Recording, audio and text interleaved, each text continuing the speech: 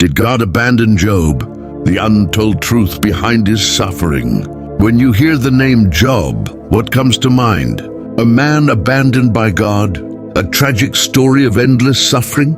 Or perhaps a test of unshakable faith? What truly happened to Job? Did God really forsake him? Let's dive into the verse-by-verse account and uncover the truth. The heavenly challenge, Job 1:6-12. In Job 1:6, we see a rare glimpse into the heavens. It says, "Now the day came when the sons of the true God entered to take their station before Jehovah, and Satan also entered among them."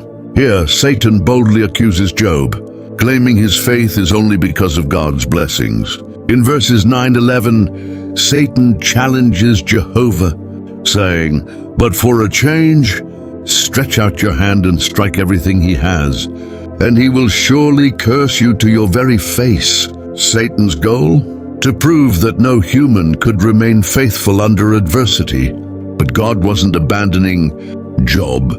He trusted Job's integrity and allowed this test, saying in verse 12, "Look, everything that he has is in your hand. Only do not lay your hand on the man himself." God knew Job's faith would shine even in darkness. Job's world crumbles, Job 1:13-22. Job's trials began abruptly. Verse 14 recounts a messenger running to Job with devastating news. The cattle were plowing, and the donkeys were grazing nearby when the Sabaeans attacked and took them.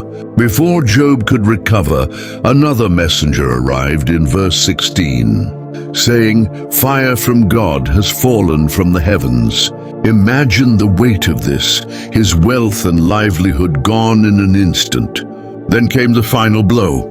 Verse 19 tells us, "Suddenly a great wind came from the wilderness and struck the four corners of the house, and it collapsed."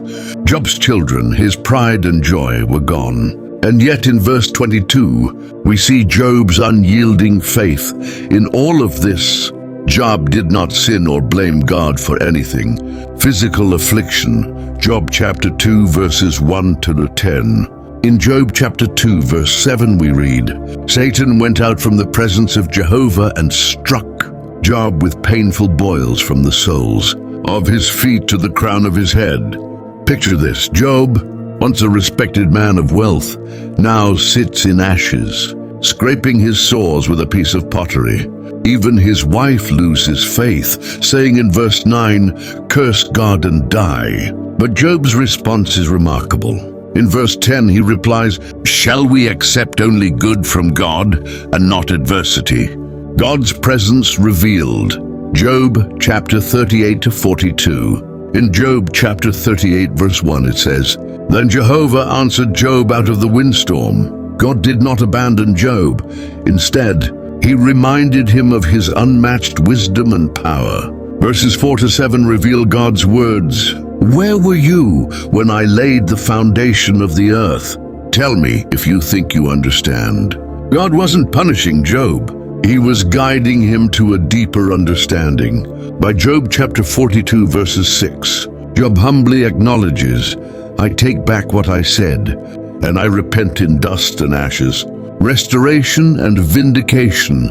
Job chapter 42 verses 10-17.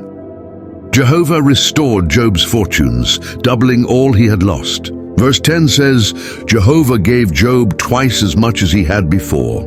What's more, Job lived 140 years after his trials.